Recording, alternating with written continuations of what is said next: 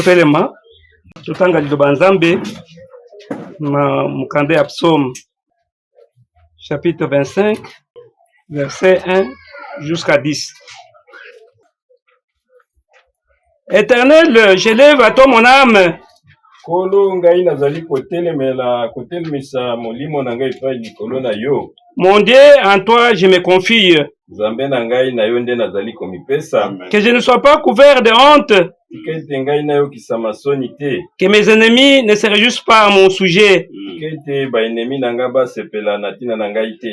Tous ceux qui espèrent en toi ne seront point confondus. Ba oyo nyonso bazali kopesa elikia na yo kati na yo bakoyokisa masoni te. Ceux-là qui seront confondus, qui sont infidèles, sans cause. Ba oyo bango bakoyokisa masoni, bawe bazali sembo te, be bayebi eloko te. Éternel, fais-moi connaître tes voies.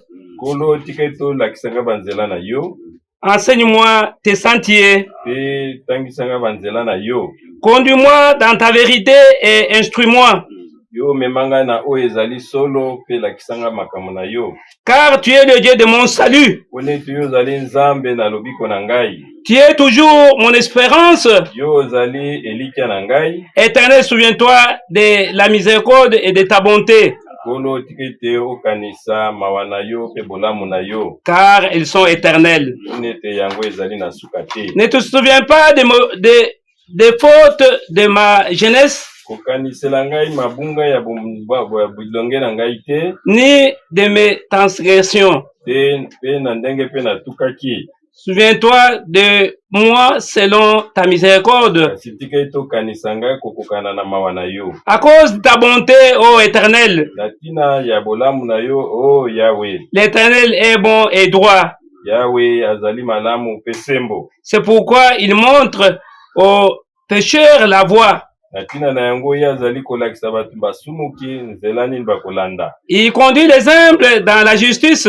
Azali komema ba oyo bazali mitema ebukani na sembo. Il enseigne aux humbles sa voie. Pe azali kolakisa ba oyo bazali na komikitisa nzela na ye. Tous les sentiers de l'Éternel sont miséricorde et fidélité. Banzela noso ya nkolo ezali mawa pe sembo. Pour ceux qui gardent son alliance et ses commandements. Natina ba oyo bazali kobatela koyokana na ye pe mibeko na ye. Amen.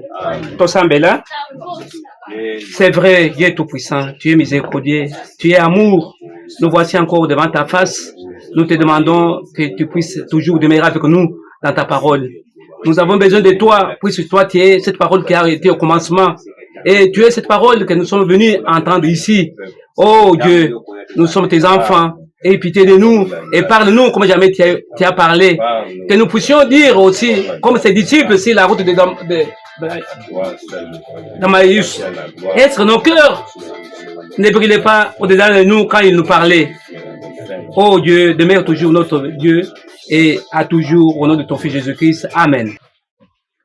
Alléluia. Amen.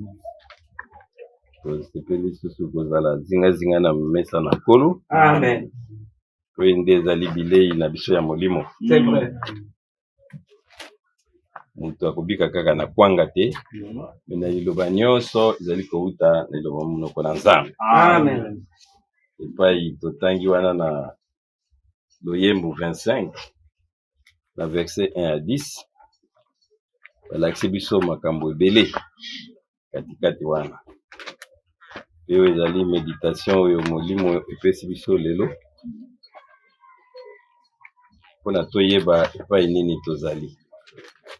Moko na moko afayeba etina nini toyaka na esika oyo. Pona nini totiki bandako na biso, totiki nyonso, totiki mangombo ya minene, toye na esika oyo. Lelo pratiquement ekomi au moins 381 à la 1981 toko moins na ba 350 division oyo ngali ngomba tel na zo croire na Yesu ngali ngomba tel boye na bo ba division sur ba division. Mais tiko koma lelo yo na éviter ce tokomi déjà ba 500. Mutu na mutu azali ko se déclarer azali wa na Nzambe. Mais lilobe laksi biso na awa na Nzembo 25 de Katangeli Biso, na verset 3, tous ceux qui espèrent en toi ne seront point confus.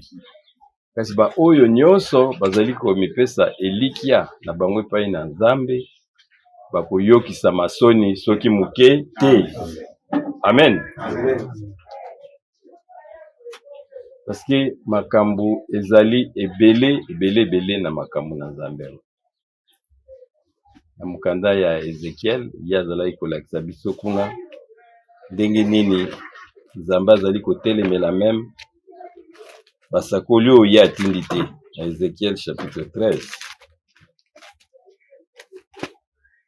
Ézéchiel 13, le verset 3 à 9.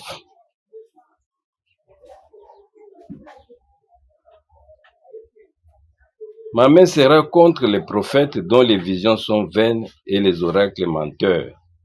Bete, loboko na ngai ekotelemela basakoli oyo bazali na ba ndoto oyo na lukuta pe ya pamba. Ils ne feront point partie de l'assemblée de mon peuple. Bango bakozala lisusu katikati na libota na ngai te. La Bible elobi ete les méchants seront retranchés. Amen. Ils ne seront pas inscrits dans les livres de la maison d'Israël.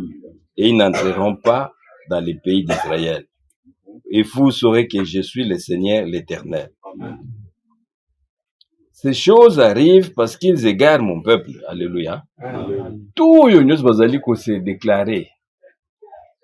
Nzambe babete bango bazali plutôt kobungisa libota na Nzambe. Amen. La verset 10. Ces choses arriveront parce qu'ils égarent mon peuple en disant paix quand il n'y a point de paix. Et mon peuple bâtit une muraille et il le couvre de piâtre. Dis à ceux qui la couvrent de plâtre qu'elle s'écroulera. Une pluie violente surviendra et vous, pierre de grêle, vous tomberez.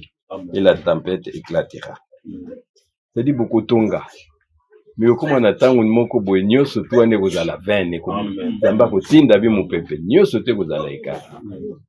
O nyoso bazali ko tonga sans Nzambe. Amen. C'est des photos yeba katina ni tuzali koya na isika oyo. Parce que tuzali ko luka Nzambe ba luka kete yenda aluki biso. Yenda abengi biso. Yenda sepeli na biso. Ponete lelo yo to kwa kobengama libota na Nzambe. Léo Nangaito Solola sur la bénédiction des premiers-nés. C'est-à-dire, les pamboli nini oyo Nzambe, abombeli ba oyo ya ye, ya liboso ya yambo. We lingomba ezali. Lingomba wengo lingomba ya premier-né. Uba botami, batu ya yambo. C'est-à-dire, bana ya liboso. Baza na bénédiction na bango. Mais zinga wana, mubulu ezali. Puis l'ingomba ezali étouffé. Nous avons battu sur plus de 500 mangomba ezali. L'ingomba solo ezali esika nini. Amen. Dans Mukanda, il y a Deutéronome 18, la verset 20.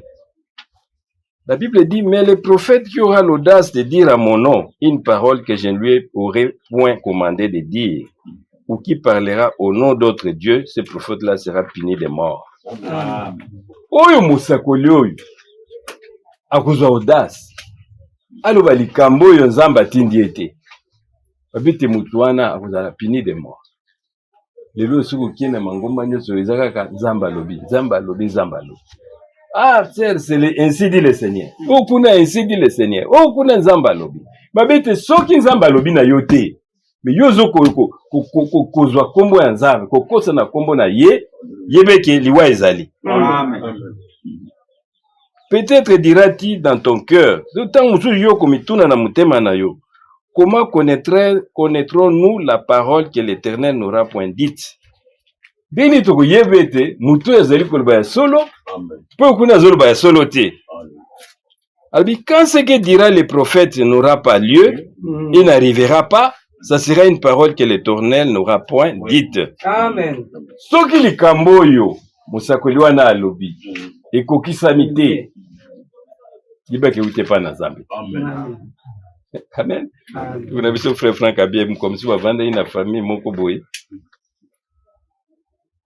tande kwana lobina ye frère Frank Pazala ki wana bi non omoni lipambo lio tozali kozela nzamba la kisinga te ko ya d'abord na mwana na ngao yende muyenda ko bana makamba amen amen atato li a prophétiser babiti mikoleki mwana ngo akufi lipambo lyango pe yaka kakati un faux prophète mutandengo na faux aya na lingoma a se confesser babonde la ponete mulimu ane kima parce que zanzambe te nde atindi ya lo balikambo au moins frère Branham tanga ko loba ainsi dit le Seigneur yazai ko engager nzambe et puis likamone zai ko kokisama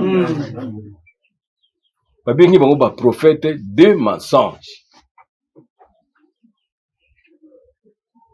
surtout zonka na Ézéchiel chapitre 1er verset 1er. La Bible dit la 30e année, le 5e jour du 4e mois, comme moi j'étais parmi les captifs du fleuve de Kébar, les cieux s'ouvrirent et j'ai eu des visions divines. Alléluia. Amen. Awa Ézéchiel azoloba. Abete wana na 3e année, c'est-à-dire bambula ya 3e. Le 5e jour, 4e mois, comme j'étais parmi les captifs du fleuve de Kébar, les cieux s'ouvrirent. Ayebaki jour, heure, ngongani nzamba solo la kinaye. Abeti na moni, ikolo ifungwani. Et puis alobi, et j'ai des visions divines. Amen. Na moni, mandoto oye, uti pa ina nzamba. Na lola. Muto nzamba tindi, afo yiba mukoloni nzamba bengaki ye. Amen, ça c'est vrai. Amen. Amen. Paul a yeba kianga bitu zo kenya nzela ya Damasek na moni ba moko yini lumière. Amen. Bala moko na kwei. Alléluia. Ngana moni lumière na bandiko yoka mungongo me ba ba moni Paul ba yoka ki mungongo te. Comme ezaki destiné pona ye. Amen. Ayeba ki jour, heure nini nzamba bengaki. Alléluia. Voilà un véritable prophète. Amen. Amen. Ce qui t'ozui na Daniel chapitre 10, à partir du verset 1er. Après Daniel alobi, la 3e année de Cyrus. C'est-à-dire Zagina Mbula Oyo, Yamisatu, Yakoirenia, ya Cyrus, roi de Perse, une parole fut révélée à Daniel. Abiete, Liloba Moko et Yaki, et Funga Meleli Daniel. Konome Belshazzar. Waba Zaiko Benga e Kombo ya Belshazzar. Cette parole qui est véritable annonce une grande calamité. Alléluia. Yes, les gens en prison, na captivité, ba esclave. Ba bengi ye lisusu ba fungole liye nzamba fungole liye. Makamuso ya matata izaliko ya. Amen. Amen. Nzamba akipaka tante, akipaka plaste, akipaka momana yote. D'abord muto ta musa zalai ko bondela ngana zalai na bakanginga ina za esclave kolo salisanga ina bima e ko za appeli bondela alongwa pe kuna. Amen. La Bible siko continue tanga balobete azalaki babengi un bien-aimé de l'Éternel. Zamba sepela kinayi mais aza na mikako kama l'esclavagisme kuna pe azindo mais ndota balobete zali matata.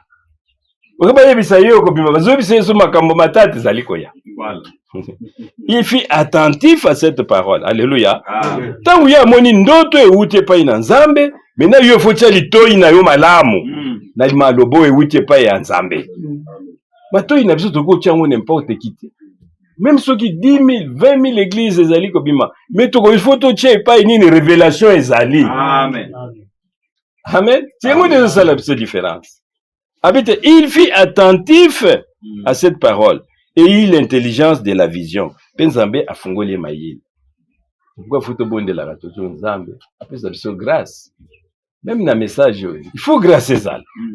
Tala batuboni ba komi na ba situation na ndenge na ba. O kuna zoya na ndenge na ye. O kuna zoya na brana malobaki bo. O kuna lobaki bo. O kuna musoza ko interpréter critique na ndenge na ye. Interprétation sur interprétation. Alléluia. Mais nzamba pesa biso grâce ya kozala attentif et pas mungongo na ye ezali. Amen. Amen. Kocha litoi seulement et pas mungongo na ye ezali kobima. Babetu ba oyo bazali na matoi bakoka koyoka oyo molimo ezali koloba na lingomba. Okuza no na matoi moyoka na yo te. Mais soko oyokaka babi yoka oyo molimo ezali koloba na mangomba. Amen. Toto che lingomba po nzamba zana lingomba na ekaka moko. Daniel 10 au verset 2. En ce temps-là, moi, David, je fis 3 semaines dans les deuils. Alléluia. Amen. Je ne mangeais aucun mets délicat. Il n'entra ni viande, ni vin dans ma bouche. Et je me joignis point jusqu'à ce que les 3 semaines fussent accomplies. Amen. À côté na jeune, abandi ko bondela, babi alati na basak. Na makamu na nzamba to koti no ba jeune, to lati no basaki. Ukoyi ko changer plein na nzambe te. Amen. Otoke mangengenge. Boki na bino bien. Mais o nzamba destinaki yango nde kokokisama. Amen. Amen. Malgré nyeso ya salaki metangu mwanja eko pesa elo babite réellement za bien aimé yanzam tangu yo bandai ko bondela yeba ke libondelo déjà ikomake pa na nzamba. Amen. Mais na yeko lakisa o makambo yo kolandana. Andenge plan na nzambe ezali. Même na biso nous devons vraiment être attentifs na parole révélée. Est-ce que le lobo ezali koyoka ezali nzambe ou pas? Est-ce que muto yo nzambe oyo aza kopesa biso iloba nzambe muto atindi ye tote? Amen. Faut yeba ne nzamba pesa que jour. Frère Branham azali ko baptiser bato. Apesi pe date na c'était le 11 juin 1933. Abi pezalaki na rivière oyo. Nazo baptiser bato na bina 17e personne pour na kote na mai ngape na bonde na binkolo. Lwa nazo baptiser muto oyo. Très beau baptiser na molimo. Ayoki lo le fungwani. Amen. Ayoki mungongo. Amen. Elobi. De même que Jean-Baptiste a été envoyé. Le lenge moko Jean-Baptiste tinda maki. Yopo tinda mina sangomoko. Mais ça, oui ko préparer boye inangai. Amen. Amen. Mais ça, je vais ko préparer boye. Amen. Jean-Baptiste, pour batangi Jean-Baptiste. So tangi na eloba na nzambe. Jean-Baptiste azalaki oyo nzamba asi utilisaki pour la première venue na ye. Tant bato baye pa Jean-Baptiste batuni eme yo zana. Yo ndo zali eli abinga na zana nga eli. Yo ndo zali Yesu Kristo nga na zana nga Yesu Kristo. Mo zali nani? Abeti na zali mungongo. Alléluia. La voix oyo ezali ko ganga na désert. Isobe. Préparer les chemins. Tiki na ye ko bongisa nzela pona boye na Yesu Kristo. Akuta un peuple bien disposé. On est zaki message ou ba pesa ki Jean-Baptiste. Et bato nisu balanda ki Jean-Baptiste bakuta naki na Yesu Christ. Balaki bien préparé. Pour na kukutana na Yesu Christ. Pe biso tozali sasa ipi. Mungongo ndenge lobaki ya un message. Zali ko préparer biso pona boye na Yesu Christ.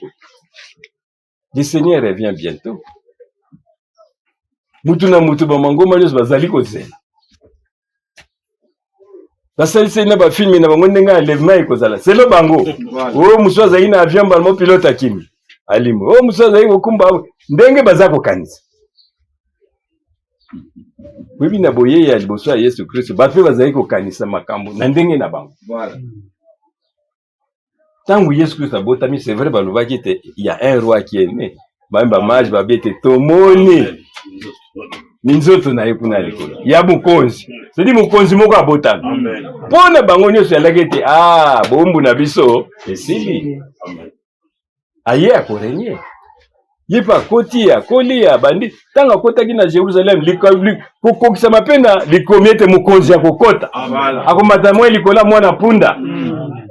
Bat balobi toyemba yembi ozana. Kiswa béni au notre Seigneur. Mukonzi ya koti. Mais babosana ki tezalaki nano tangu ya renye te. Pour y avant régner les comités le baguette. Bah, oh, il n'y a pas à cause de ton alliance scellée par les sangs, n'a pour retirer bah captif nayo dans cette fosse sans eau. Amen. Amen. Amen. Il faut na retirer na nubango. Banji na mukanda ya Zakari, wana tobeze écriture totanga kango mikolo nyonso toyebi yango na Zacharie chapitre 9 na verset 7. Zacharie 9, 7, bien à partir de 9, vous quittez na 11. Natina, à cause, il y a alliance. Bon, nous sommes pas koufaki na Ancien Testament. Parce que là, c'est la boye na Jésus Christ. C'est pas Joseph Tanga Koufaki a l'objet mikwa nanga yetika la wate. Amen. Ponete ako visita kabiso. Voilà. Sobo bimi na Egypte. Bon même mikwa nanga bokene na yango. Azaki déjà un espoir que lycée kwa ekozala. Amen. Bangoni Sousamba Koufaki, bazalaki quelque part kozela. Il y avait une prison nassé, bango to bazaki kokini. Bazaki divisé en deux parties. Pamba tususu bazaki komona vuma pasi. Musu yaki bayako be yango na Saint Abraham. Amen. Pourquoi ba prison ndenge zalaka eza place au batambongo bafanda. Omona za na TV na ye, aza na frigo na ye, mais misusu pe po bafanda na ba conditions ekokité. Vraiment. C'était comme ça. Yamoni les jeunes hommes riches tanga Koufaki babete akendaki en prison. Parce au bon de la Abraham, c'est moyen zali. Ba bima même ba yebisa bande kona ya wana se.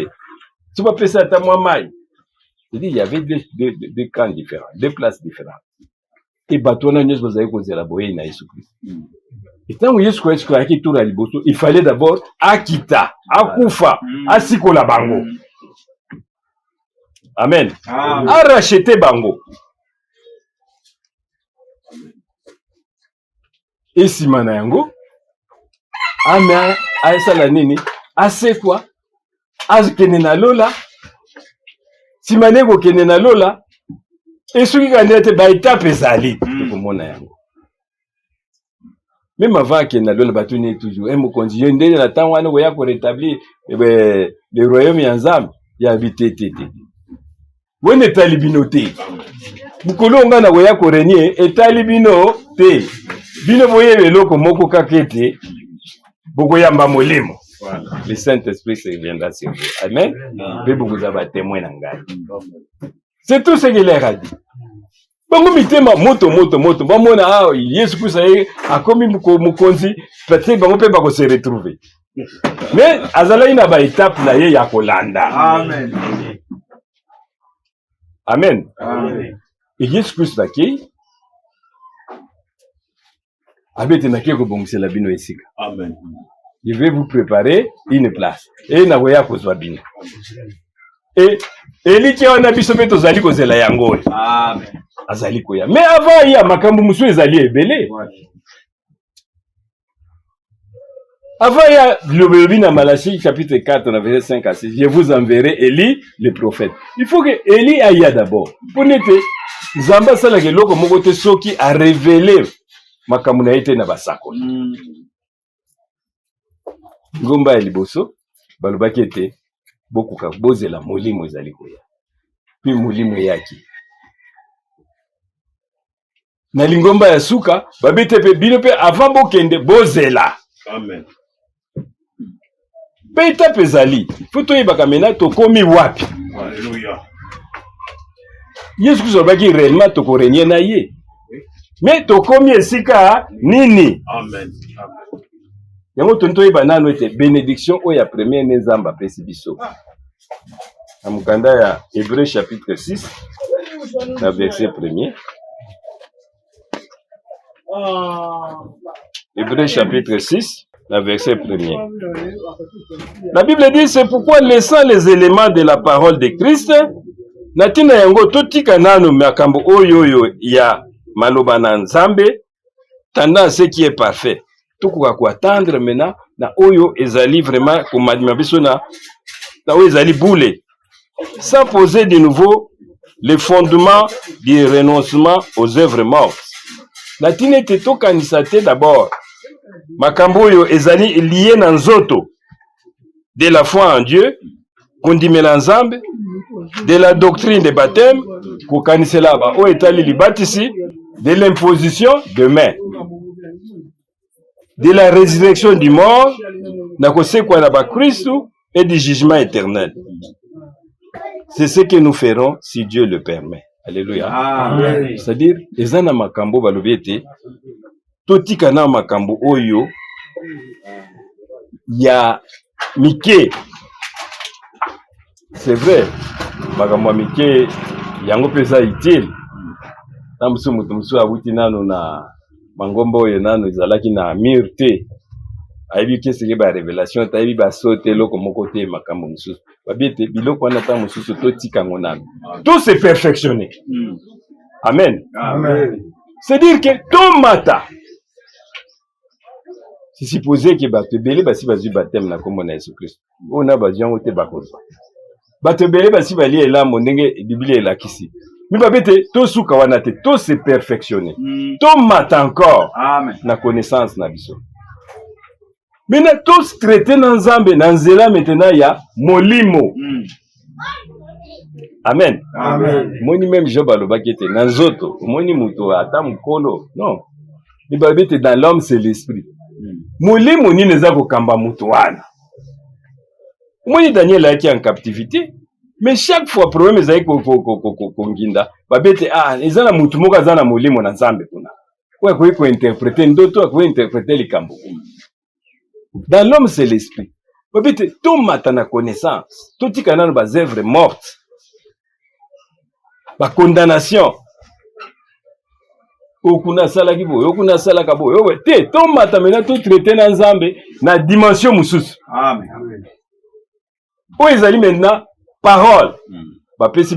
Il faut ça confirmer par l'esprit. Oui, la lettre tue.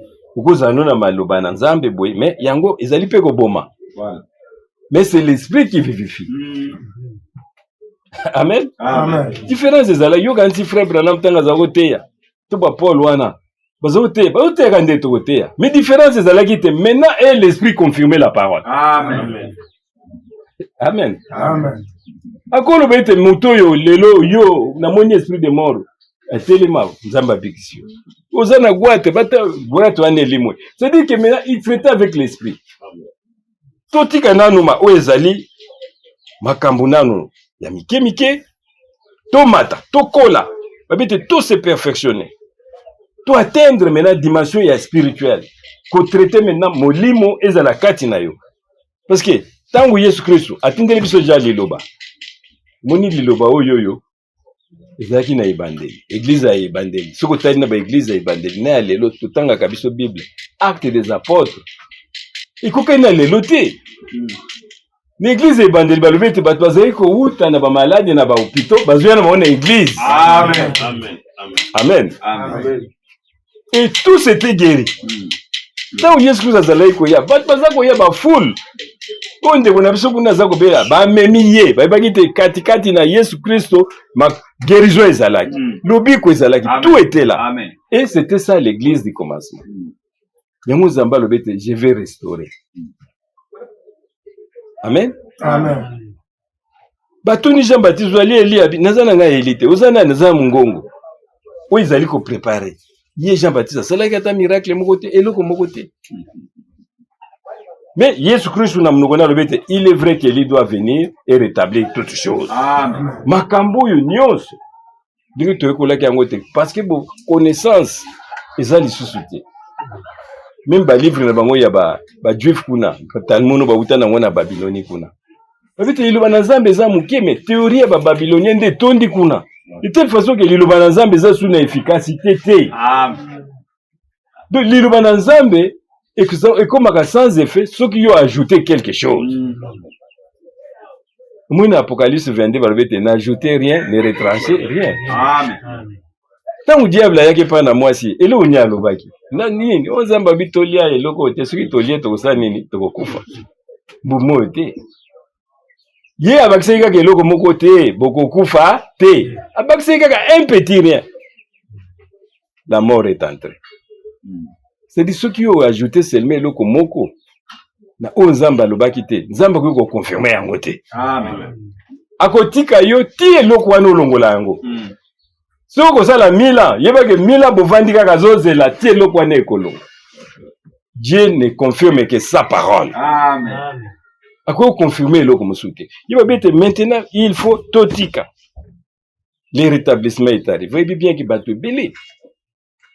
Même dans le ministère frère Branham bakanisa ki na 1977 Yesu Christ akoya. Bateki bandako. Babi non c'est sûr parce qu'il y a zaiko présumé après ça qui abi ngai na okatna ndenge nazako mona na 1977 ezang nazako présumé Nzambe nda ebisingate nazape mu tamsu bato koma na 1977 Amen. bato basali yango doctrine ba ah non Il y a un prophète à l'Oba. Voilà. N'est le même Sainte Seine. Au moins que le prophète a salé Sainte Seine, a zomzoa, ba vera mikem ki azopia bat. Ce qui n'est pas biblique. Il y a un peu moutou. Il y a un peu de mais il y a un peu de erreur wanate. Il faut l'andoli comme lobby. Sainte Seine, ba kabazwaka ver. Pardon, coupe, bukabu li binonyos. Bozuli pa bobuki bole binonyos. Binonyos bosukola ni makaka. Mais ce n'est pas ce que tous hommes ont sikoi. Mais ba sala kako bango balo. Ye c'est vrai zaki mutu mutu soka boti mwana na oza na susia mwana wana kola akoma mutu.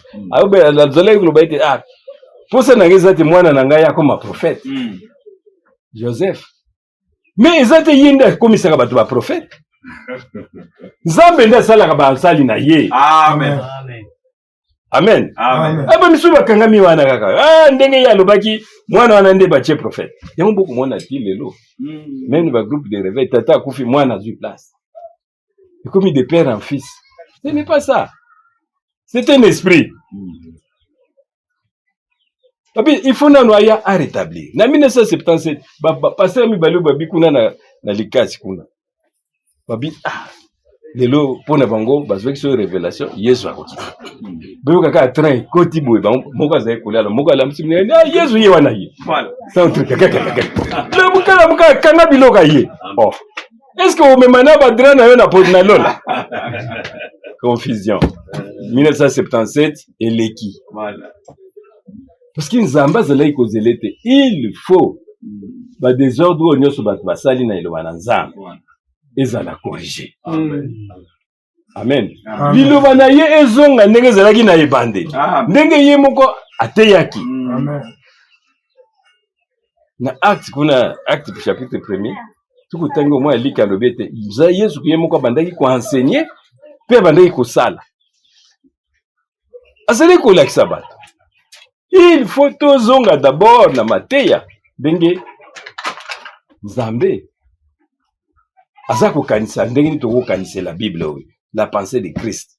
Et la Bible dit vous amenez tout le monde captif à la pensée de Christ. Amen. Et ceux qui ont une pensée wana Nzambe maintenant il faut confirmer biso. Amen. Amen. Attends disception na molimo. Amen. Yamba beni yango maintenant c'est la bénédiction des premiers-nés. Beaucoup na lola te soko za na molimo kati noti. Amen. To yambi liloba mais il faut eloko wana ya. Amen. Yeba bete to tikana makamba pampa to mata sikoyo. To yeba maintenant to komi esika nini. Voilà. Ah, Yesu Christ azako ya bien, mais okende kaka boite. Nzambe fait la différence. Voilà. Entre oyo mususu soki 600 wana soki 1000 bakomi na oyo ya vrai. Voilà. Parce que soki ya 1000 églises, yibete 999 eza ya lukuta, Nzambe azaka na église moko. Amen. Et église wana faut etonisa na molimo na ye. Amen. Et maintenant, il faut pas manda côté ya bino enseignement ezali conforme na tinete boyamba molimo. Amen. Amen. Amen. Yo babite foi. Moni Yesu ayebisaki Abraham okozala père de multitudes. Wana avant bota wuti Isaac. Abi compter ba étoile. Ndenge ba étoile ezali, ndenge libota no ekozala. Amen. Mais yazaki na mwasi aza kobota te. Tango Yesu Kristo aye, pardon Nzamba aye na tango ana kiti. Amoni batumisa tumekati na bango Nzamba azala. Amen. Avec 3 anges, mais il y avait Elohim. Moko Moga Benga qui est Seigneur. Kolo Moga Bisetabi à la même époque. Mais il fallait aloba pour n'être azala kondima oyo ete kobotisa Isaac. Amen. Okozwa bato ebele mais avant il faut Isaac aya. Abete na kaka oyo tango naza koloba na. Moi c'est avant de kuna bime to sito komi mikolo boy. Ba 90 ans to komi na yango. To kobota lisusu. Mais muto nde abandi koseka. Abi pourquoi sarari? Yaza ki libanda yaza ina kati. Sara bangi. Muto na yebi ndenge nini ke ngai naza koseka. Mais la fin so koti na hébreu balobete par la foi. Sarah même a crié à la fidélité de cet homme, de ce Dieu là. Il était muto yo ndega lobi oyo. Ngana vanda zoiba même a secret mitema nanga kuna. Asaleza. Andimi. Et maintenant, c'est un message particulier. Pour ne pas qui cause la moine, nanzela moine na bana bakoyati, tribia Israël comme na petit biso pe to bimi to benga mi bana ya Abraham nanzela molimo. Nanzela na Yesu Christo. Ouais, je l'obéis, Jésus-Christ a jeté les regards parmi les nations pour choisir un peuple qui doit porter son nom. Biso to lagi batu na Nzambe, to benga mi batu na Nzambe, bana na Abraham nanzela na Yesu Christ. Mais il fallait d'abord Isaac. Mais pour les Isaac, il fallait message. Et ça l'accentuer sur l'arrivée à Messie. Il y a moine. Amen. Au bout de ça, nous te comme père de multitude, banana nous kozoazen. Banana nous kobota Isaac. Et on doit te donner la parole de la foi. Amen. Et yango il te bisope, to tika nanu ya makambo ya mike, to luka. Kopesa batu, foi o ezali ko lakisa, te molimo ezali ko ya. Amen. Amen. Amen. Na kati ya message biso tozozela Yesu Christ mais biso sikoyo tozali kozela molimo avant Yesu Christ aya. Amen. Voilà parce qu'il faut koyeba position na yo en Christ. Oyaka pona nini awa? Pona kozela Yesu Christ bien mais Yesu Christ ko kende ndengwa na te photo ndisama. Amen. Na Hébreux chapitre 12 na verset 22. La Bible dit mais vous êtes approchés de la montagne de Sion. Bino bopusani na ngomba ona Siona. De la cité du Dieu vivant. Wana cité na Nzambe na bomoi. La Jérusalem céleste. Oh Jérusalem na oyo na likolo. Les myriades qui forment le cœur des anges. De l'assemblée des premiers-nés. Alléluia. Amen. Na lingomba ya bato ya babotami liboso. Amen. Inscrit dans le cieux. Bato ya kombo na bango déjà et komami na lola. Amen. Amen. Amen. Dès biso to s'approcher maintenant. Okanza makambo bazolo bango eto bato wana bazana lola. Te bazana siao. Mi balobi te kombo na bango ekomami na lola. Yango ebi Yesu Christ tanga tindi baye kolina ye. Voilà. Bazongi basepeli. Okay. Ah milimu mabe tosi biso to sabite. Bo sepela te milimu mabe tosi bino. Mais bo sepela te po te kombo na bino ekomami na lola. Amen. Amen. Ou ba bengi les livres de vie de l'agneau. Amen. Bakombo wana ekomami na makila na Yesu Christ. Baza bato Nzamba yebaki avant la fondation du monde. Et Bible beti bato wana moko na bango akobunga te. Amen. Aucun élu ne se perdra. Et bato ba bengi bango lingomba ya liboso. Amen. Les premiers-nés. C'est-à-dire bana na liboso. Parce que moi na liboso azalaka toujours na moi héritage moko. Banda Ancien Testament. Amen. Alléluia. Amen. Ce que je viens de mkanda Deutéronome 15. Deutéronome 15. La verset 19 à 20. Deutéronome 15. Ah, Bible le dit, tu consacreras à l'Éternel ton Dieu tout premier-né. C'est-à-dire, moi, et loko nyonso ya liboso, et botami, ou ya mobali, ezali po na Nzambe. Wana ndenge loi ezalaki yo koloba. Dans ton gros et dans ton menu bétail. Atana banyama na yo. O ya liboso, ezalaki po na kopesa ngo nkolo. Tu ne travailleras point avec les premiers-nés de ton bœuf et tu ne les tondras point les premiers-nés de tes brebis. Tu les mangeras chaque année, toi et ta famille, devant l'Éternel ton Dieu, dans les lieux qu'il choisira. Amen. Amen. Babete, oh yo yo, même aux anaba, nyamana yo. Moi, liboso abotami, kosakana na ete. Azali réservé pour nankolo. Puisque ko bomaye ko liaye, o liaye na famille no mobimba. Te toza ko lia nyamana binga ya liboso. Ponete ezali lokolo bozo kopesa ngo comme offrande na nkolo. Amen. Amen. Tukomona bénédiction o ezali lié na ba premier né. Pourquoi ba bengi biso mena assemblée ba o ya liboso. Po bango pe bazali lié na bénédiction moko boye, faut pesa mela bango. Amen. La Genèse chapitre 4. La verset 4. Kuna tokomona bana mibale babotami bazaki ba mapasa. Ezalaki Abel na Caïn. Et Abel de son côté en fit une des premiers-nés de son troupeau et de leur graisse. L'Éternel apporta un regard favorable sur Abel et sur son offrande. C'est-à-dire, awa bana mibale oyo, Caïn, oui, Caïn pa utaki. Alléluia. Yazali vraiment mwana na Adam te. Mwana Adam c'était Abel. Mais bango tu ba mapasa. Ouais, puis enseignement sur la semence du serpent. Amen. Biso ba oya sika bokoye bayango. Amen. Parce qu'il faut toujours tout reprendre yango au temps favorable. Amen. Mais c'est supposé que les sanga ici est coli. Amen. Bando mi bale bakei. Babotami. Mais oyo Bible bete azui révélation. Que Nzambe kuiko offrir rien n'importe quoi te. Amen. Awa Caïn aye na ndenge na ye. La Bible dit Caïn ye a offrir les offrandes de fruits de la terre. Akibwa babiloko na ye konaki nguba na ye bapondo banini abukibuka ke apesa Nzambe. Mais oyo ya mibale babi Abel de son côté ye amemeli ye eloko nini babite oyo mpate na ye ya liboso. Voilà déjà na ebandeli.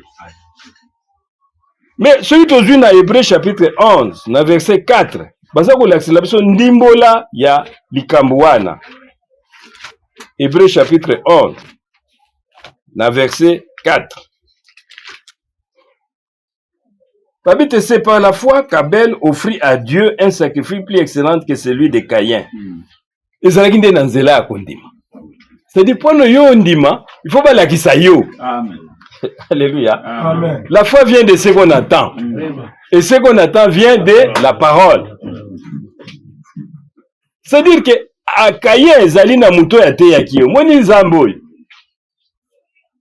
Nécessairement son père. Amen. Wa ibaki Nzambe wana. Pona yo sepela na Nzambe oyo. Eloko nini ya liboso na yo. Mwana mpate pesa yango. Et Bible bete tant où y a pesi mwana mpate wana Nzamba sepelaki na ye. Il fut agréable. Première deux choses, c'est la foi. Amen. Amen. La foi. La foi vient de ce qu'on entend. C'est-à-dire, il y a yokaki. Secret wana. Pour battre yaki hier. Alléluia. Amen. Ki oyo ya liboso. Yo opesa ngwe pa ina nkolo. Tokotaka na katikati na loi. Petie komema biso po atoyeba bénédiction wana eza ndenge nini. Pofo toyeba toyaka kosala nini. Tozoluka nini siko tokomi na temps nini. Po ezaka te message. Message yango po moi Yesu Christ ayo oke na yo te. Parce que bateyaki yo te eloko nini na tangu na yango. Amen. Okoyi kozala na kondima nango. Exode chapitre 33 na verset 19. Aba olakisa biso ngolo. Exode chapitre 33 na verset 19. L'Éternel répondit, je ferai passer devant toi toute ma bonté. Awa zoyebisa Moïse, ngai nakolakisa yo, nakolakisa yo bolamu na ngai nyonso. Et je proclamerai devant toi le nom de l'Éternel. Penga na kotantola oyo kombo na Yahweh. Je fais grâce à qui je fais grâce. Alléluia. Amen. Napesaka ngolu na muto na ndingi napesa ngolu. Et miséricorde a fait à qui je fais miséricorde. Amen. C'est-à-dire makamu na Nzambe ezali makamu na makasi te. Ukusa no ba fort. Anga na sala na ngai fort na kende église, ngana sala kana bona ubandi ko luka Nzambe de ba okende ko luka tina bazamba. Bakazo luka ndenge David asala ki bango pe balati ba sac. Misuko balaki kuna na ba église de noir basukola ka kutusuti. Bakuma suki tala ndenge neti tamaboma pona ko luka Nzambe. Mais Nzamba mi pona ko mona ngai ngolu likolo na ngolu. Amen. Je fais grâce à qui je fais grâce. Amen. Parce que dans zela na ngolu nde alakisaki Abel, baki mi bale mapi a révélé ye. Tala ndenge basalaka batumbaka mbeka. Awa bite, je fais grâce à qui je fais grâce. Amen. C'est-à-dire depuis longtemps, ba semence ezalaka toujours mibale. Amen. Ndenge moni tozalaka wa Nzambe alimemaka toujours makambo 2. Omwene bandeli Kaya azalaki, Abel azalaki. Bajimo. Mais aboyi moko alingi mususu. Amen. Mais ça ne makasi na été. Amen. Bible bete par la foi. Nanzela ya emoniseli de nani Abel. Ayaki koyeba makambo yo. Oh la foi il faut pas communiquer yo yango. Amen. Il faut bateya yo oyo moment makambo yo sengeli ete na tango wana Nzambe agir. Amen. Les deux lignées, on a Matthieu chapitre 13. Surtout Matthieu chapitre 13. À partir du verset 24. Ah bon, l'Axabiso dit cessez. Il y a la Bible dit, il leur proposa une autre parabole et il dit, le royaume de Dieu semblable à un homme qui a semé une bonne semence dans son champ. Bete, bakamu na Nzambe, bukozi na Nzambe zalikuwa mutu moko alamuki, azuba mbuma malamu akoni. Amen. Amen. Asali bilanga na akoni. Libwe bete tangu yozo koma ozo sala likambu, mutu moko azalaka toujours ko gete pona luka abebisa. Amen. Amen. Pendant que les gens dormaient, un son ennemi vient, s'est délivré parmi les blés et sanala. Ya koni oba bengi blé, mbumane malam, ywana bat bandi kolala, muyinya ye akoni bambuma mabe. Amen. Babenga ngo livré. Bula pe kwei, batala mamoto bimiela. Bayo lakse mu konzi kuna na ilanga na yo konaki ba blé mais to mona susu ba livré ndengeni. To longola yango habité. Se bo longoli yango boko ya obebisa pe ba blé oyo. Voilà. Botika ya bango nyonso bakola. Amen. Tango bakokola okomono yote komi ndefu lokola ntaba oye wana te. Okuna zabo o wana nde meme. Tika zwa oya bien. Amen. Amen. Parce que ngulu akobota makaka ngulu. Amen. Tika bango nyonso bakola. Ko déranger te. Deto bakozwa ataliki ya pongo otiena soso akovanda boti. Soso pe akomoneta bimisi pe mwana. Mais mwana wana azali soso te. Tumuna ngo mengi bakengele o soki baba benga ngoni ba banyama wana moni bakelele voilà na basoso bazotambo mais abimi na liki mais azali soso te. Amen. Abite tika bango tango bakokola komona kelele azaka na forme na ye ou pas azaka na forme na ye. Abite laissez les décroître. Tant que tokoma na moisson de boko yeba. Bientôt c'est la moisson. Amen. Nzambe faut ça la différence. Amen. Alors c'était oyazali les blés, oyazali ivre. Et différence venez au salamane na molimo tozali kozela. Dieu doit faire la différence. Abete vous verrez de nouveau la différence entre ceux qui servent Dieu et ceux qui ne le servent point. Il faut différencier ça là. Amen. Amen. Tout ça dans le Genèse 23. Genèse 25, verset 31 à 33. Alors, besoin de l'exhibition sous deux lignées. Histoire, il y a Jacob na Esaü. Amen. Amen. À partir du verset 31, Jacob, Genèse 25, verset 31. Point toujours qu'on kendika toi approfondir toi droit de naissance. Pour na nini eza na importance. Pour na nini molimo wana eza importance pour na biso. Avant Jésus Christ aya. La Bible dit, Jacob dit, vends-moi aujourd'hui ton droit de naissance. Wana Jacob azalaki, Esaü azalaki mwana libosi. Awuti na mwa bikotambula tambula nzala esaliye. Aya kutana na Jacob azosala mwa biloko naye. Po baki ba mapasa. Déjà tokomona yango te ava bano babota manzamba si aponaki mo. Amen. Bitu bitasaka ngolu na oya lingi. Mais sikoyo na vina ye Jacob makambo ya omona na lokola azamu aventurer moko bo. Akutana ya na ye ya yoki nzala abete no liboso na peso biloko yo pesanga lubake ngana komi ya yo komi leki. Alléluia. Yepe ya lobi me esali ni nzoki na kopeso bukonzi yango. Po ngape na komi mukolo kalate na zako kufa na ngai. Abi Esaü répondit voici je m'en vais mourir. À quoi me sert le droit de naissance? Et Jacob dit, gire-les-moi d'abord. Il les lui gira. Et il vendit son droit de naissance à Jacob. Pour na moi eloka kolia. Abi bo yo komi no mukolo pesanga. Abi me yo gire. Toka na Nzambe, na miso na Nzambe. Tie opesinga. Na peshi yango na komba na Yesu. Azwa biloko. Mais pour na Nzambe compter déjà. Amen. Que maintenant mukolo est comme tel. Amen. Yo moni ko sakani na kombo na Nzambe. Aujourd'hui à légèreté, mais l'objet qu'on regrettait. Après si maintenant droit ya kozala mukolo.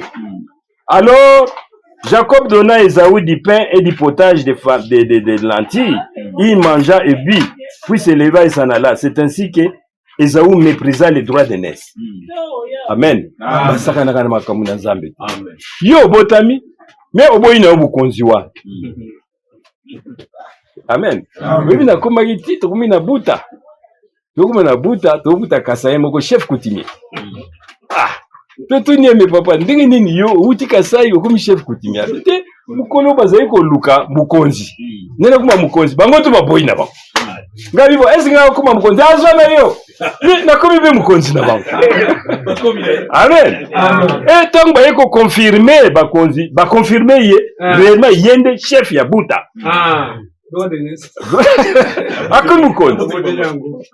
Parce que bah quitté important. Mais tant que nous pouvons discuter non, bazu kombo yeti Kinshasa, bah ebi tant ba petit ba bengi saka ba chef coutumier, ba ko bengi sande ye. Oh mazaka sayeme, bino moko pesa ye bokoni. Voilà. C'est pourquoi dans Romains chapitre 9, dans verset 11 à 12. Romains chapitre 9. Dans verset 11 à 12.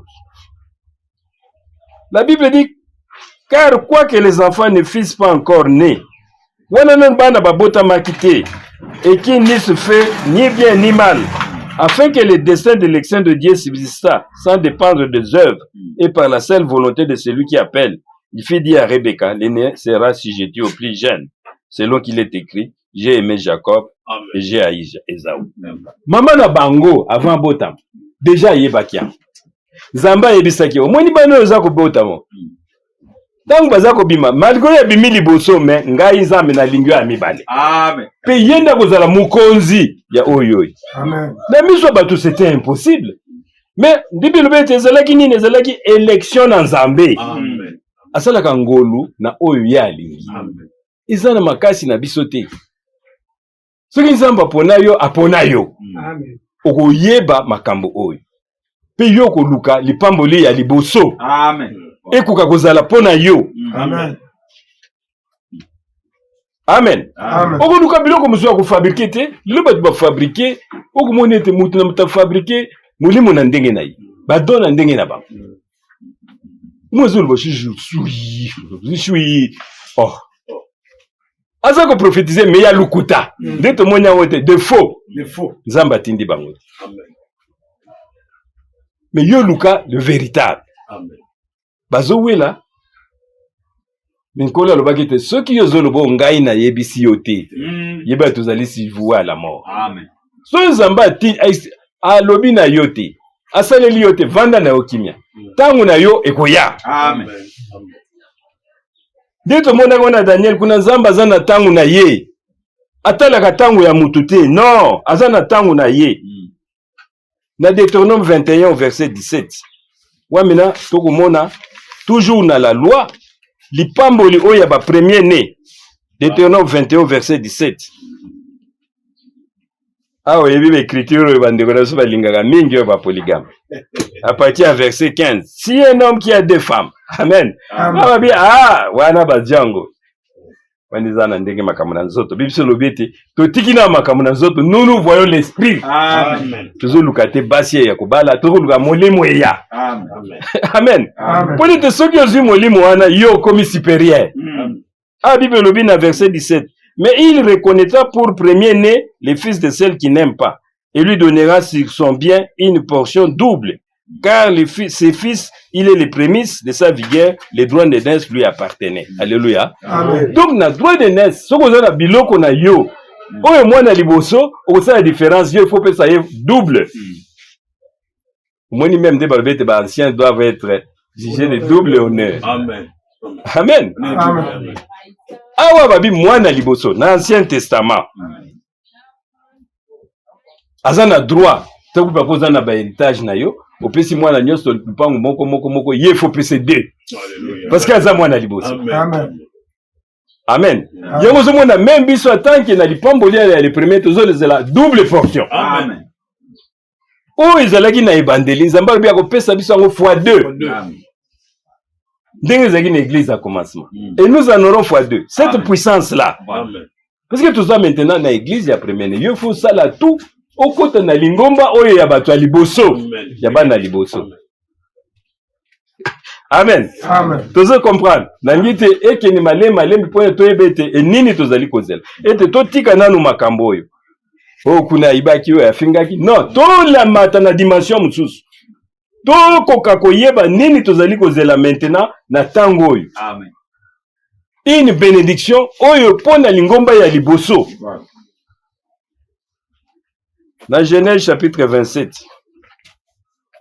na verset 28.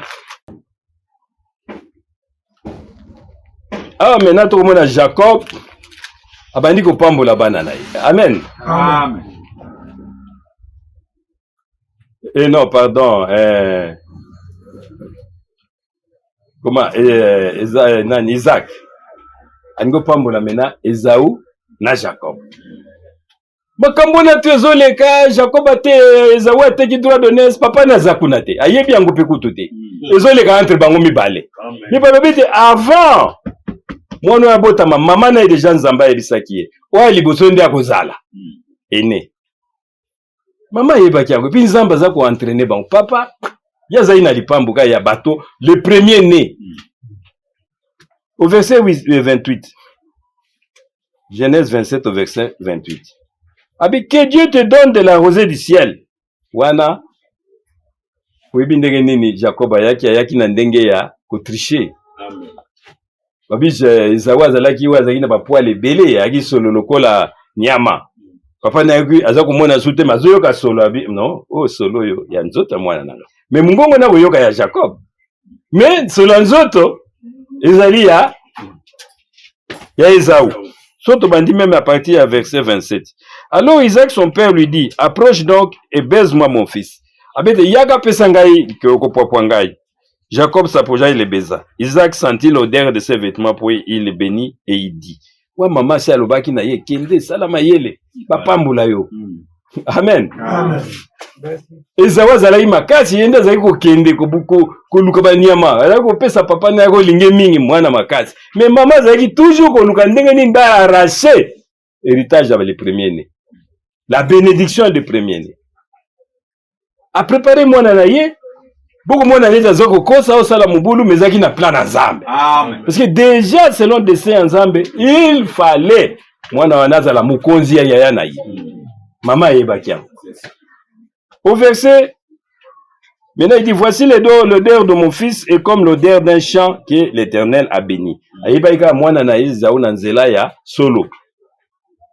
Aïe lokola solo, vraiment omoni ntaba mobali ndenga zaka solo. Obi oya za mobali. Amen. Amen. Apamboli abi que Dieu te donne de la rosée du ciel. Abete tikete nkolo apesa yo. Ba pamboli nyoso na likolo. Wana bénédiction pona mwana na liboso. Et de la graisse de la terre. Mabelo yo ebotela yo banyama kitoko. Du blé, du vin en abondance. C'est-à-dire de la moto yo opambolami. Amen. Que des peuples te soient soumises. Tikete mabota ekita likolo na yo. Amen. Bangumba mela yo. Et que des nations prosternent devant toi. Sois le maître de tes frères et que les fils de ta mère se prosternent devant toi. Maudit soit quiconque te maudira. Yaboyoka katresio. Oya ko pambola Israël zamba pamboli. E utaki wana. Na nzela lipamboli ba pesa ki Jacob. Oyo nyonso kolakela o mabe nganza mende na lakeli mabe. Mais celui qui te bénira, moi je le bénirai. Amen. Amen. Amen. Et comme il y a un problème. Voilà Jacob a zondi makaka. Amen. Amen. Abandi kozwa lipamboli.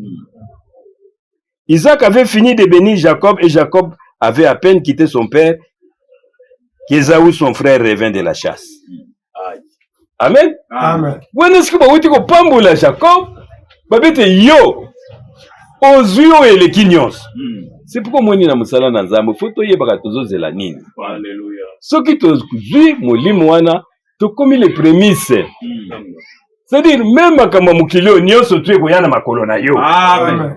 L'or, l'argent, tout viendra à l'église. Amen. Amen. Mais tous en ont pour ça, pour être zoken. C'est tout que la ongo bandako basak et tout ça, mais nous partons. Amen. Parce qu'il y aura tout dans l'église. C'est ça la bénédiction des premiers-nés.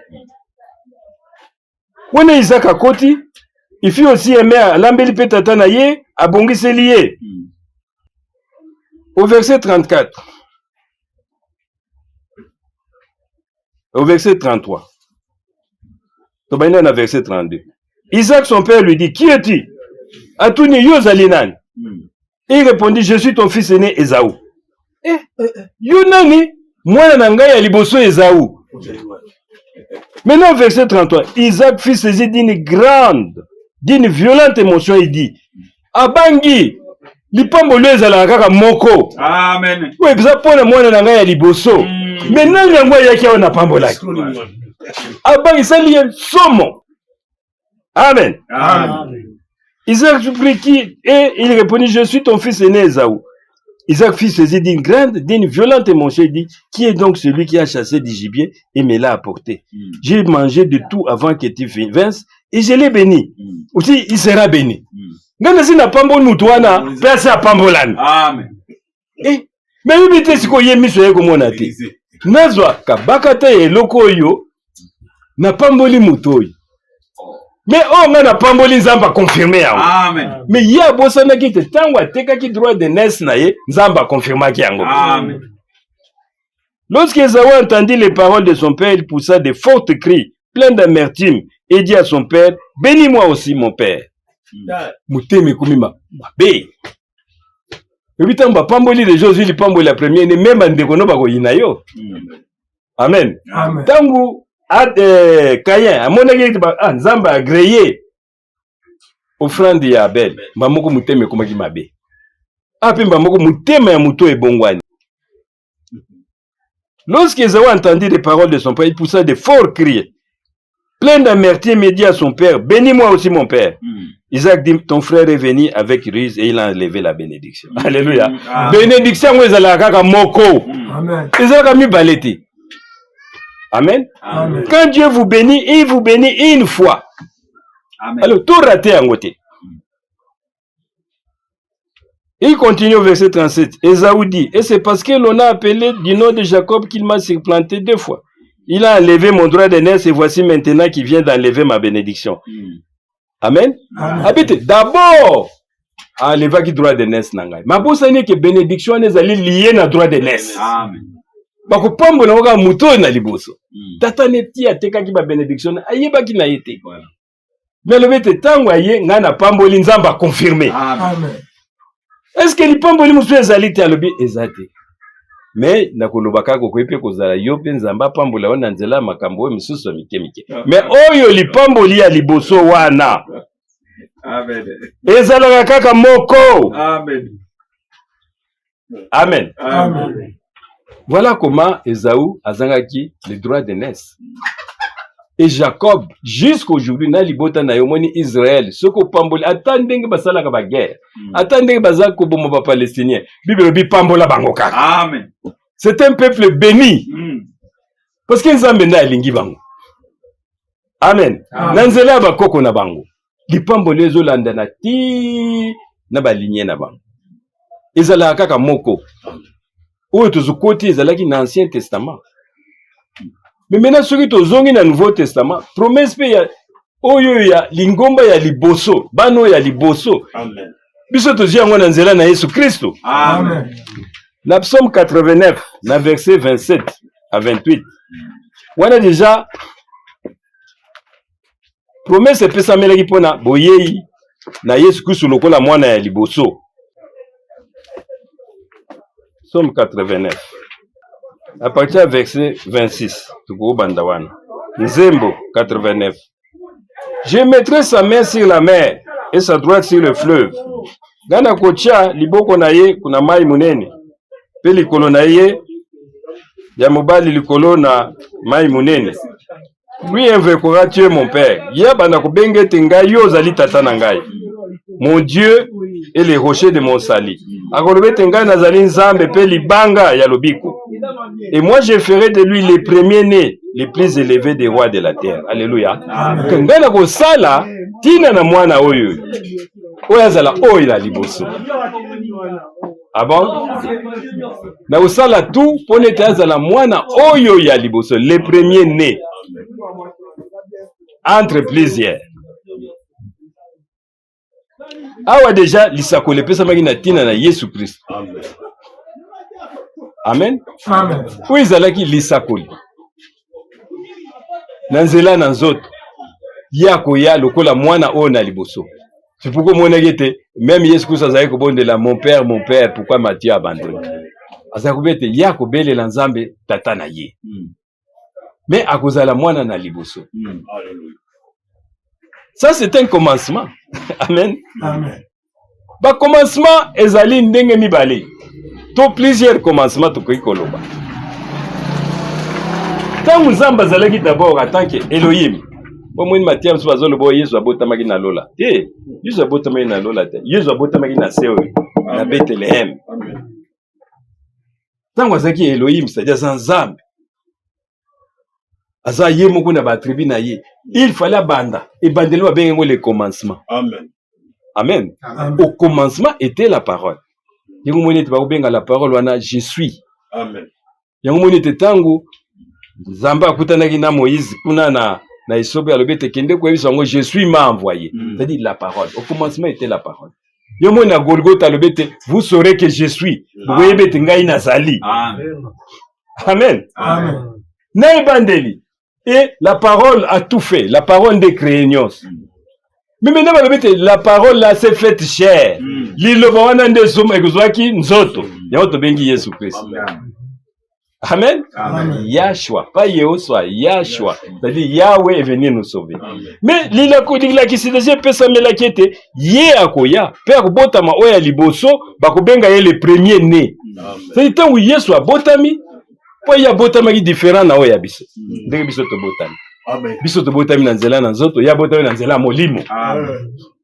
Amen. Amen. C'est pourquoi mon été, biso pe sikoyo, il faut to botama mbala mibale. Ya boya bisa Nicodème. Vous devrez naître de nouveau. Amen. Menga na kozala sundeni na sina botami na nzoto, na botama sudefu. Abime yoza muto tangi mingi mamona nzambo ebi makambo te. Qui doit naître na molimo. Amen. Amen. Amen. To botama nzela liloba ya pur. Et Yesu Christ azaki liloba. Dans Luc chapitre 2, dans verset 11, la Bible nous montre que maintenant Yesu Christ a botamaki na nzoto.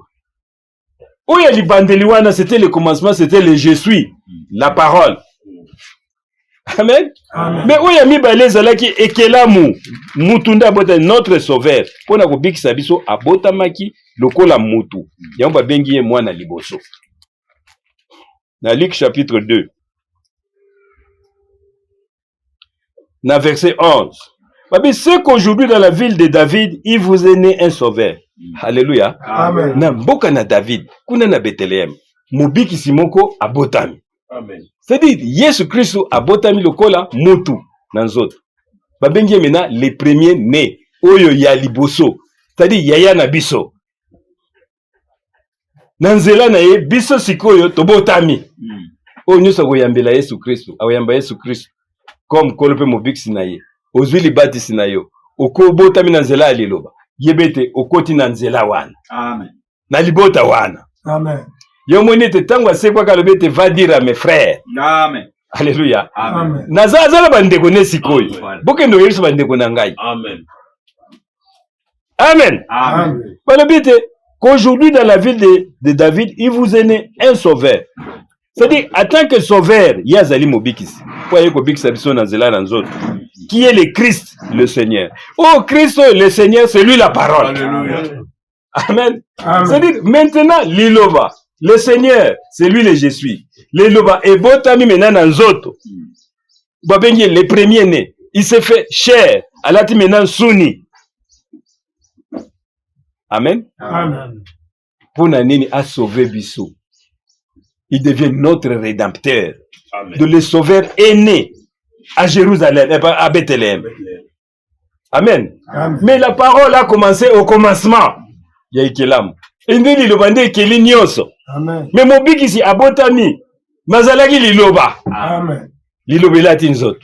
Et Botami. Mais Botami, attention. Ndenge biso de Botami te. Koseka bazai koseka ye. Amen.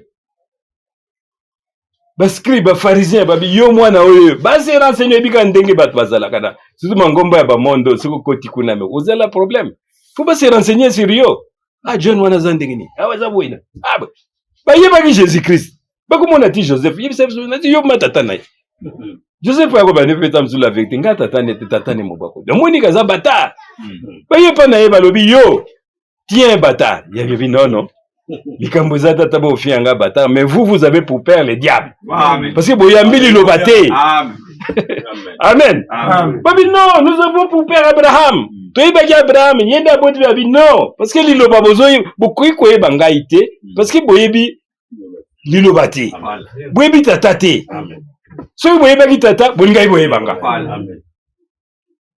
mais yoza mwana moto sali kutu ba recherche c'est la vérité oza kutu mwana Joseph te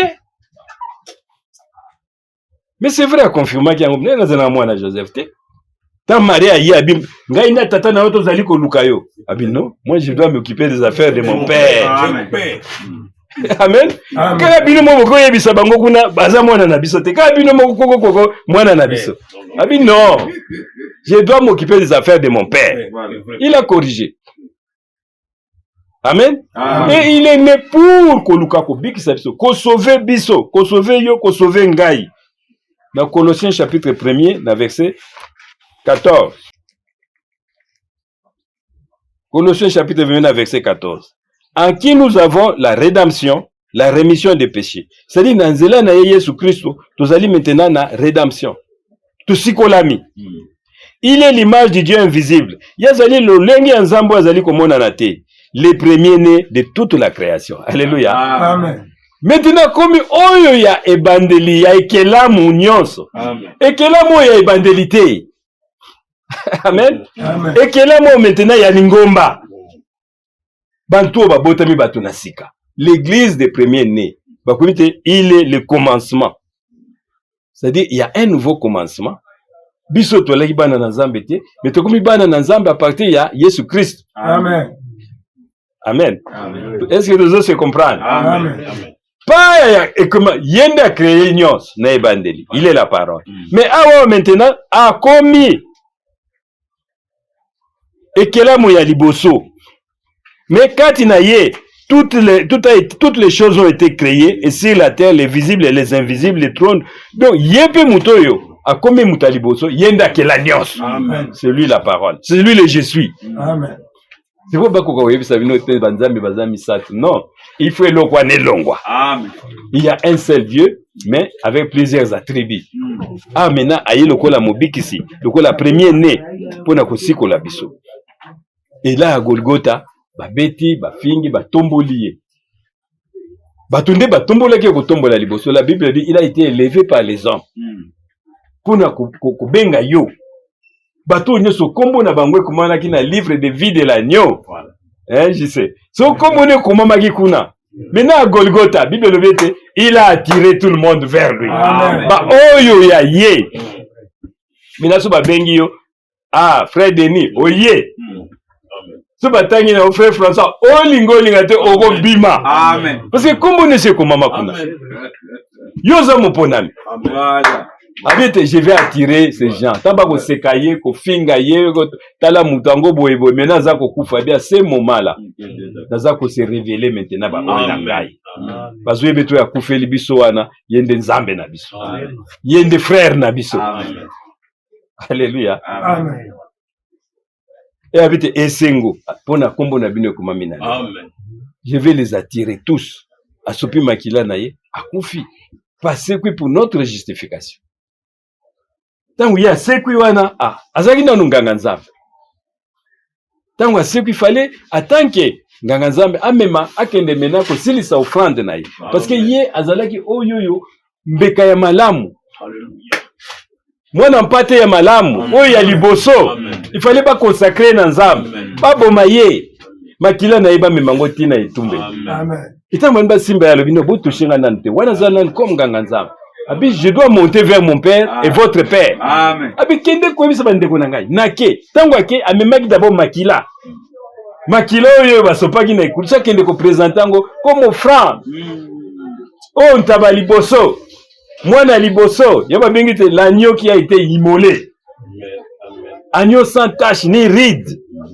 Yo Pilate alobaki te namoni na ngai mabe likolo ya muto te. Buzo condamné ye me ngai namoni kati na ye mabe moko te. So boko bomaye, bobo mebendere na bino. Yo moni ja monaki na île de Patmos, un agneau qui a été immolé. Oba beta, oba zokisa, oba sala tout, a ressuscité, a sekui, a kei toura liboso, a déposé makila na itumbe. Aye maintenant ko moni samasiko na ba o na ye. Ko la ksabango ete il faut ngana kende, molimo eya. Amen. Amen. Yo bete tango Matthieu encore à la droite du Père, il a pris le Saint-Esprit, il a répandu l'église. Amen.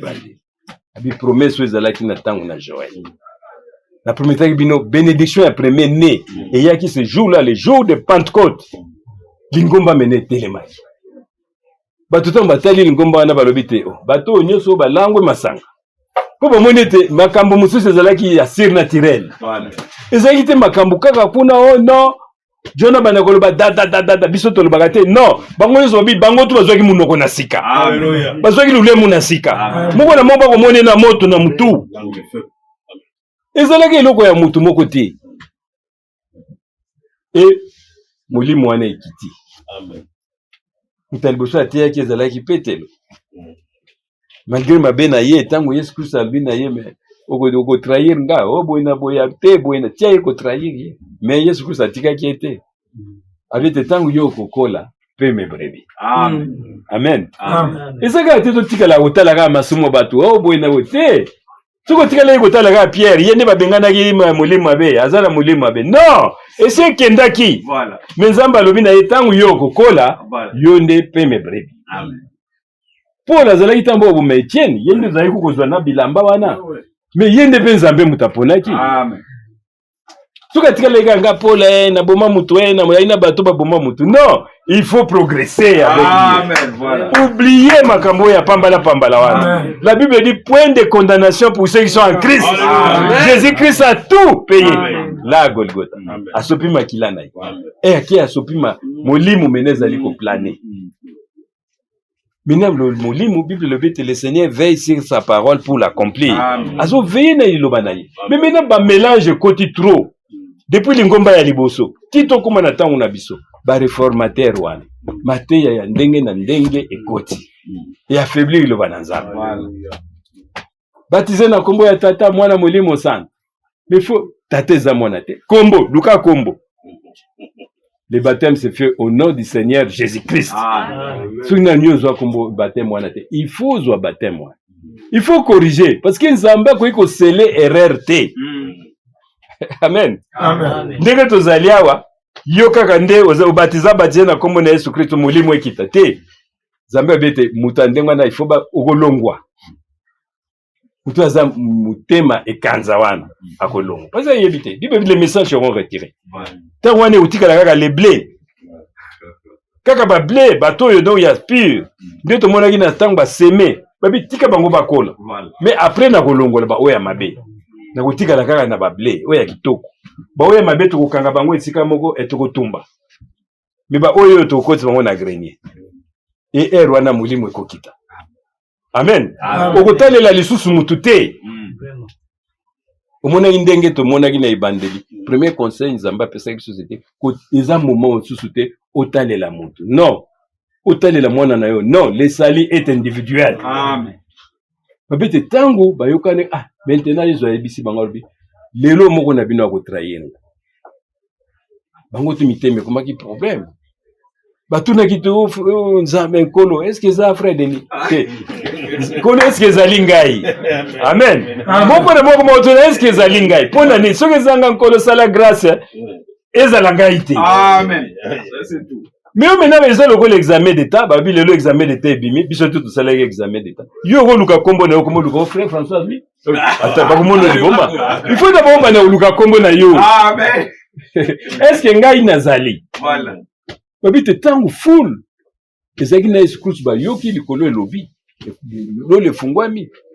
Biko misuba bia o kakende elobi. Suba lobi o boye. Ajza sololi na ye. Ba full. Mais Yesu Christ alobi te o ezali.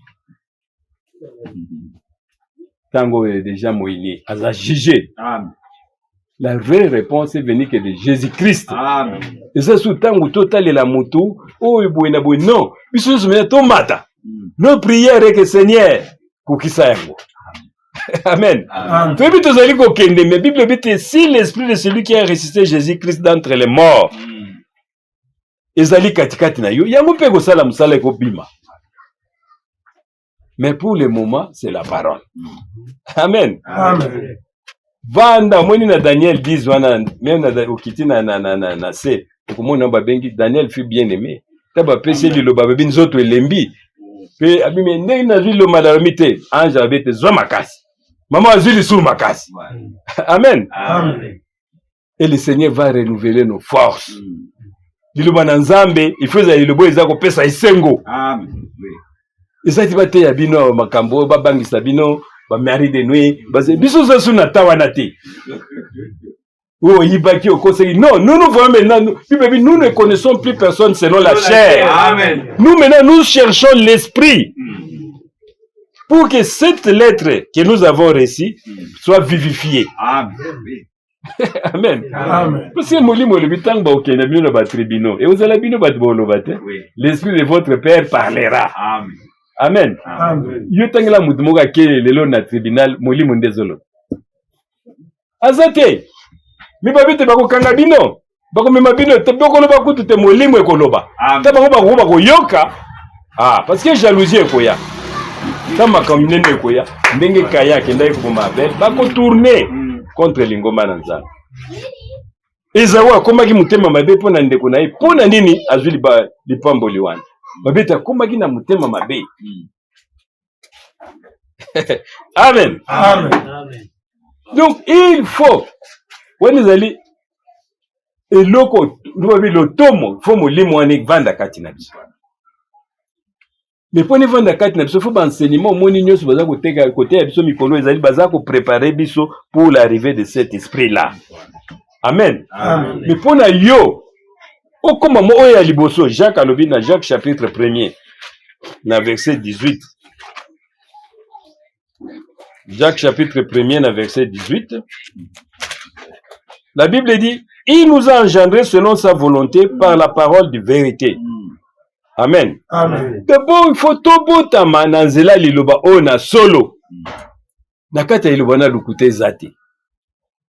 C'est pourquoi monite nzamba tendeli biso mosakoli. Il nous a envoyé un prophète pour nous ramener où? Dans la parole de la vérité. Amen. Dès makambo zala côté yama non. Monako na Matthieu 17 verset 30.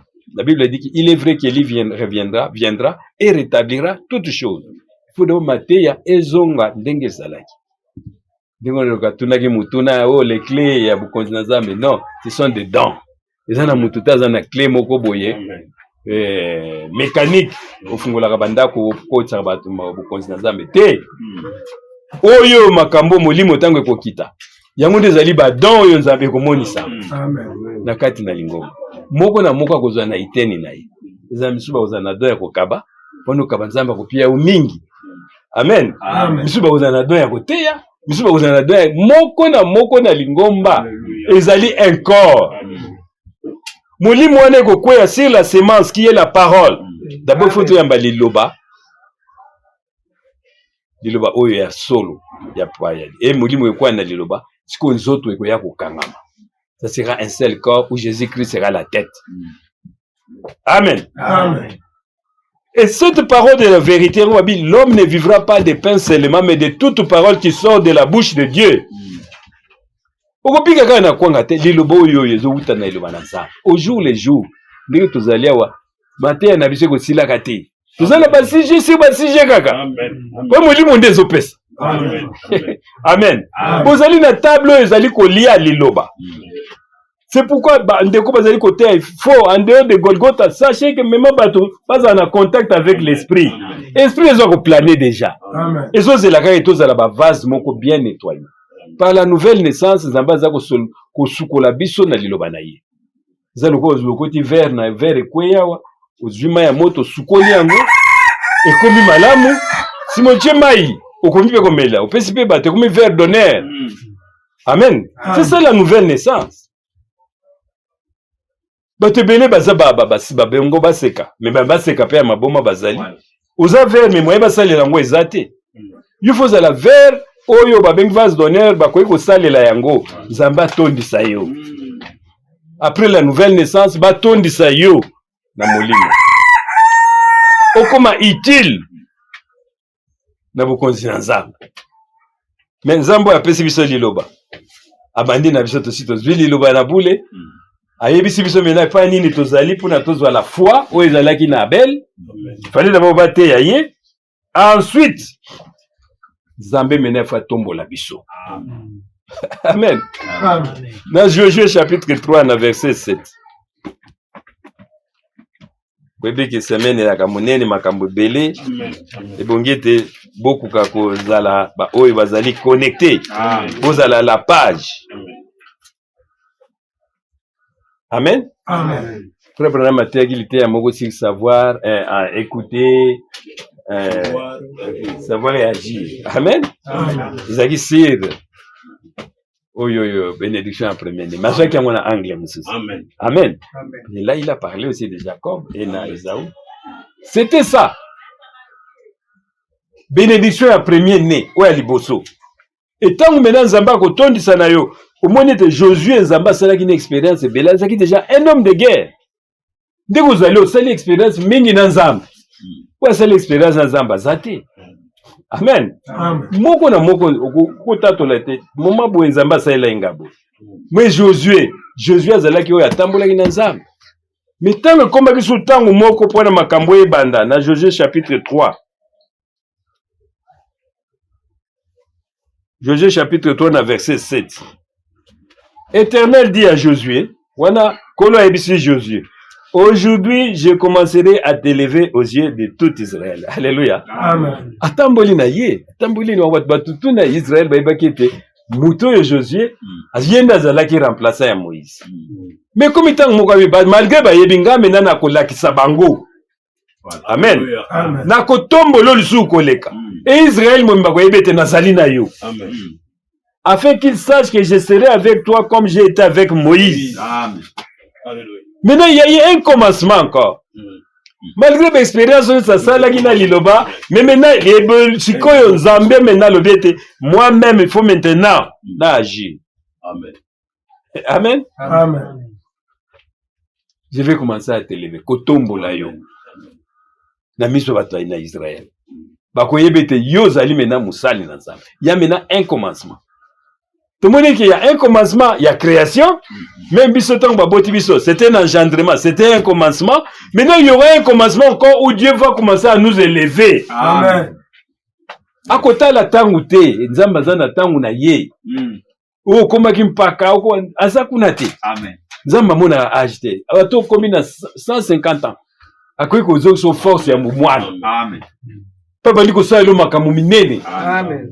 Avec je vais commencer à t'élever aux yeux du peuple. Je suis avec toi. Amen. Et vous avez sous yote. Mais ngai na kozala na yo. Au monete na souka, c'était ça. Moi, j'enzambe ye moko yaki. Qui est pas yi Josué azalaki. Josué tuni yo na noza moko ya biso tonani habité. Je suis le chef de l'armée de l'Éternel. Amen. Moi-même, pour ne pas côté na Jéricho, moi-même je combattrai pour vous. Amen. Et vous avez sous ma casse na yote. Pour le moment, tozoloba parce que liloba na Nzambe eza nango totali na ba internet tout ça, tout le monde sont des fables. Nous devons parler. Amen.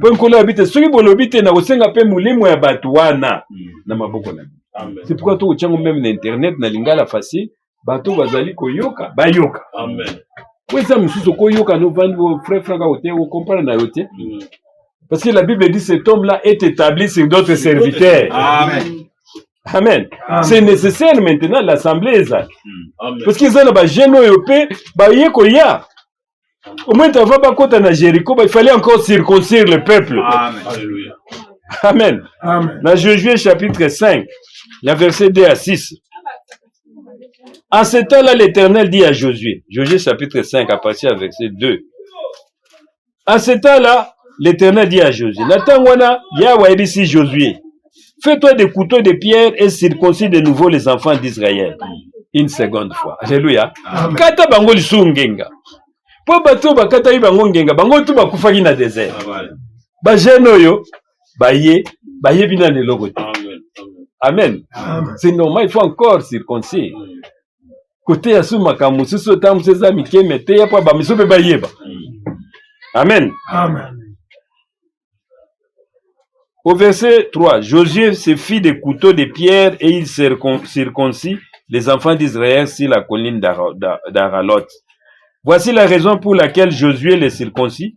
Tous les peuples sortis d'Israël et les mâles, tous les hommes de guerre étaient morts dans le désert pendant la route après leur sortie d'Égypte. Tout ce peuple sorti d'Égypte était circoncis, mais tout le peuple né dans le désert pendant la route après la sortie d'Égypte n'avait point été circoncis. Car les enfants d'Israël avaient marché 40 ans dans le désert jusqu'à la destruction de toute la nation des hommes de guerre qui étaient sortis d'Égypte et qui n'avaient point écouté la voix de l'Éternel. L'Éternel leur jura de ne pas leur faire voir les pays qu'ils avaient juré à leur père de nous donner, pays où coule le lait et le miel. Alléluia. Amen. Pour nini trop petit. On a un message depuis 1960. Mais alingi ko comprendre que Makamou est changé. Et ça soutient au Branham a dit nous sommes maintenant dans il est écrit. Amen. Amen. Amen. Papi tout bon pakawana nyoso tout. Il faut pas kufa na lede. Kaba jeune. Les jeunes après ba kota ki bango mokote, il y avait aussi un paka qui était Josué qui était là. Amen. Amen. Mais on kende kuna soko moni munde na sabe ba vomba na ba festa bango na bango. Bali ko tikela la to pour place. Nous, c'est nous les anciens. Mais rien. Ils ne connaissent rien de droit de naissance. Amen. Mais tu bats toi, Nyons. Faut facile. Amen. Moi, j'ai fait 50 ans dans les messages. Oubliez ça. Ceux qui ont les oreilles aujourd'hui, écoute ce que l'Esprit dit à l'Assemblée. Amen. Amen. Amen. Quand les hommes misent race, mususu yasika. Mais il faut pas à la circoncis. Amen. Amen. Amen. Baye balilo bananzam. Bakata mangenga na kati ya mitema. Purifié par l'eau de la parole. Amen. Oya uta ina lingomba songolo ba ibisa kiyo kuna obwe na bwete. Yesu Kristo yende nzam. Amen. Amen. Amen. Oba ibisa ki ba zongeli ba il faut pas à la circoncis. Nzamba tondi sabango maintenant de l'eau de la parole. Amen. Amen. Dans Romains chapitre 8, dans verset 29.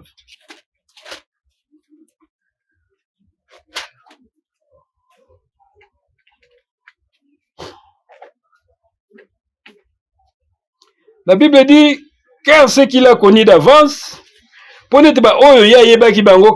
il les a aussi prédestinés à être semblables à l'image de son fils. Amen. Ya salaki ete bakuka kozala lolenge ya mwana na ye ya mobali afin que son fils fût le premier né entre plusieurs frères.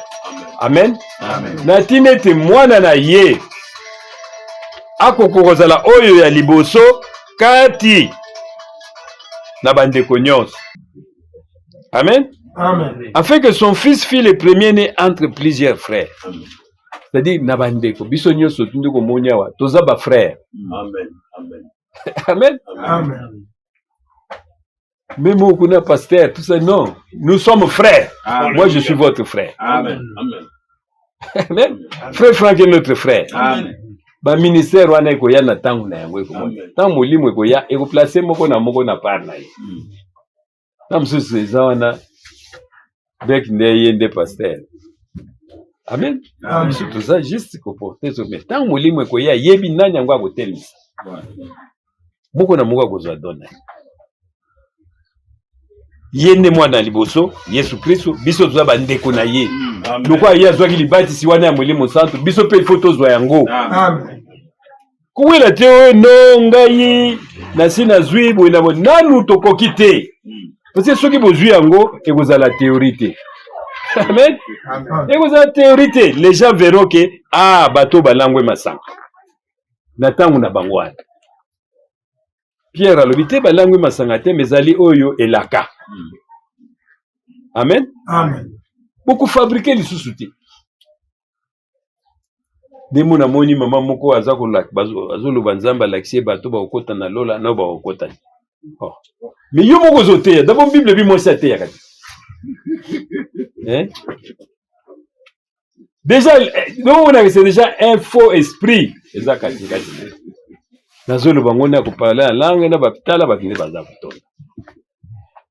Tous ces gens-là vont sortir. Amen. La Bible dit aucun élit ne se perdra. Zamba Laksaki, frère Branham, 2 arbres. Moko ba komi Jésus seul, moko ba komi Trinité. Mais bambume tondi na ba arbre wa. O ba kugana Jésus seul na ndenge na bango, bazé belé. Yesu bandimaka na bango kaka Yesu.